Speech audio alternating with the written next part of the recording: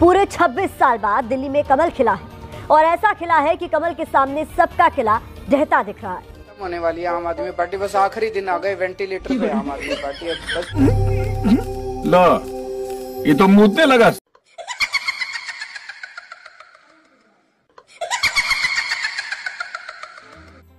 क्योंकि ऐसा ना हो जाए कि सरकार तो केजरीवाल जी की बने और विधायक किसी और पार्टी का बन जाए। अच्छा, दूसरी पार्टी का विधायक हुआ तो 5 साल के अंदर आपके काम नहीं करेगा बल्कि सरकार से लड़ता रहेगा। और फिर मैं तो डिप्टी सीएम बनूंगा, केजरीवाल जी के साथ कैबिनेट में रहूंगा। रिजल्ट फाइनल हो गया सर, कितना 600 वोट से और फिर मैं तो डिप्टी सीएम बनूंगा, केजरीवाल जी के साथ कैबिनेट में रहूंगा।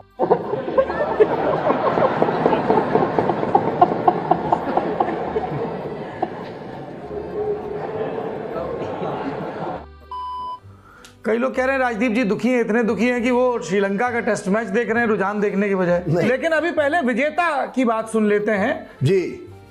विजेता है भारतीय जनता पार्टी। भारतीय जनता पार्टी को कवर करते हैं राजदीप जी के वरिष्ठ मित्र हिमांशु जी। हिमांशु जी बताने आप इस तरह से प्रोग्राम कर रहे हैं जैसे मैं कोई अरविंद केजरीवाल या राहुल गांधी का नजदीकी हूं और हिमांशु जी जो है वो अमित शाह, परवेश वर्मा और नरेंद्र मोदी जी के करीबी है। सर हम केवल पत्रकार हैं। सर इतना सच नहीं बोलना होता है ऑन कैमरा। मैं तो टूट गया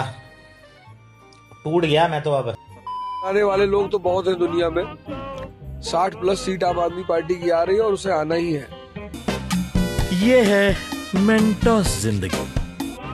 दिल्ली में आम आदमी पार्टी की बुरी हार हो रही है, इस पर क्या? मुझे अभी इस बारे में कोई सूचना नहीं, मैं सूचना मिलने पे इस पर बाइट दूंगा। ये है आम जिंदगी। चुनाव केजरीवाल की अग्नि परीक्षा है। अगर आपको लगता है केजरीवाल ईमानदार है तो केजरीवाल को वोट देना। अगर आपको लगता है केजरीवाल बेईमान है, मुझे कतई वोट मत देना। है दगाबाज रे, दिल्ली वाले बड़े दगाबाज रे।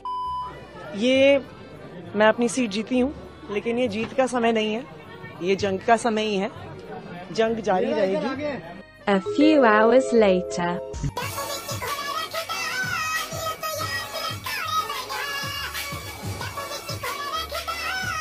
हम 98 का परफॉर्मेंस रिपीट करने वाले। 98 में एक क्लीन स्वीप था। मिलेगी आप देखिए, क्योंकि हमारा ट्रैक रिकॉर्ड लोगों को दिखता है और हमारा कैंपेन बहुत अच्छा कैंपेन हम लोगों ने किया। और ये इलेक्शन कैंपेन किया आपने? सिर्फ 10 दिन ही तो कैंपेन किया। 10 दिन का कैंपेन मायने रखता है। मैं आपको फिर से बोल रहा हूँ, दिल्ली में उससे ज्यादा आप कैंपेन करेंगे लोग इरिटेट हो जाएंगे। रोज आपके घर के सामने मैं टेम्पो ला के माइक शुरू कर दूं, आप मुझे गाली देंगे और वोट भी नहीं देंगे। मुझे ऐसा लगता है कि दिल्ली में गलती इसलिए हुई क्योंकि दिल्ली में हमने अपने संगठन पर वो ध्यान नहीं दिया जो हमें देना चाहिए था।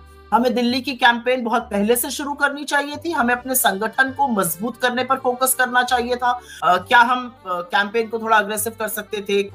वो हमारी मदद कर रहे हैं। सफाई कांग्रेस पार्टी की हम नहीं कर सकते, सफाई कांग्रेस पार्टी की मोदी कर सकता है।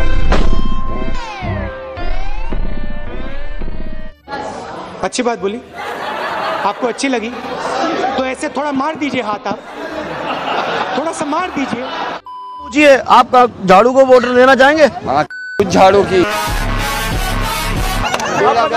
काम करवा के नुकसान करवा दिया, टांग टूटी। केजरीवाल होता ना ये यहाँ पे, मैं इसे अभी जला देता यहीं पर ही। उससे बड़ा उससे बड़ा कमीना, उससे बड़ा मार, उससे बड़ा दल्ला कोई नहीं।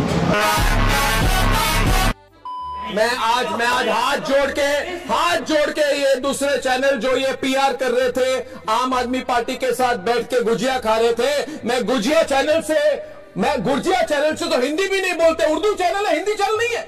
हिंदी बोलने में इनको शर्म आती है कि देखिए इन्होंने ना एक तरफ दारू की स्कैम हो गई, मगर ये लोग गुजिया खा रहे थे। ये गलत बात है कि नहीं मुझे बताइए। दारू की स्कैम पे भी चुप थे, सवाल ही नहीं उठाए। चुप थे, मैं कह रहा हूँ आज मायूसी है, उनके न्यूज रूम में मायूसी है। वो आंख में आंख मिलाकर लोगों से बात नहीं कर पाएंगे। सिर्फ अर्नब गोस्वामी खड़ा होकर बोलेगा कि हिंदू एकजुट हो गया है। कह के दिखाए मुझे उर्दू चैनल कि हिंदू एकजुट हो गया तो मैं मान जाऊंगा। अपनी शादी में अब्दुल्ला दीवाना, ये एलजी कहां से आ गया? कौन है एलजी? कहां से आ गया एलजी?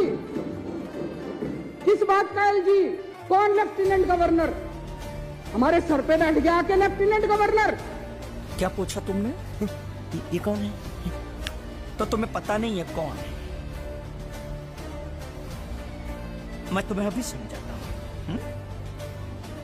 हार गए हैं अरविंद केजरीवाल। इस वक्त की बहुत बड़ी खबर, और यूं कहें कि आज की सबसे बड़ी खबर यह है कि अरविंद केजरीवाल अपनी भी सीट नहीं बचा पाए। भाई कैसी लगी आगे स्वाद? आदमी पार्टी के समस्त कार्यकर्ताओं को कहता हूं कि आपने जिस किसी भी लोभ लालच में सब कुछ जानते हुए एक ऐसे व्यक्ति के समर्थन में काम किया जिसने अपने मित्रों की पीठ में झुरा घोंपा, गुरु को धोखा दिया, अपने साथ कंधे से कंधा मिला के लड़ने वाली महिलाओं को अपने घर लाके पिटवाया, अपनी निजी सुख और साधन के लिए जनता का पैसा खर्च किया, अब उससे आशा लगानी छोड़े, अब बाहर निकलें, अपना अपना जीवन देखें। जिस तरह माधव को, कृष्ण को दूत देखकर भी भरी सभा में अट्टहास करने वाला दुर्योधन जो ये कहता था सुचिग्रम नैव दास्यामि बिना युद्धे न केशवः, बिना युद्ध के 5 गांव भी नहीं दूंगा, आज वो अपनी सीटों के लिए तरस रहा है। और मुझे पता है कि इस दुर्योधन का अंत भी टूटी हुई जंघा के साथ बड़ा ही दारुण होगा और भारतीय राजनीति एक कलंकित अध्याय के रूप में इस बौने दुर्योधन को और इसके दरबार के तमाम शकुनियों को याद करेगी। मैं उनकी मुक्ति की कामना करता हूं।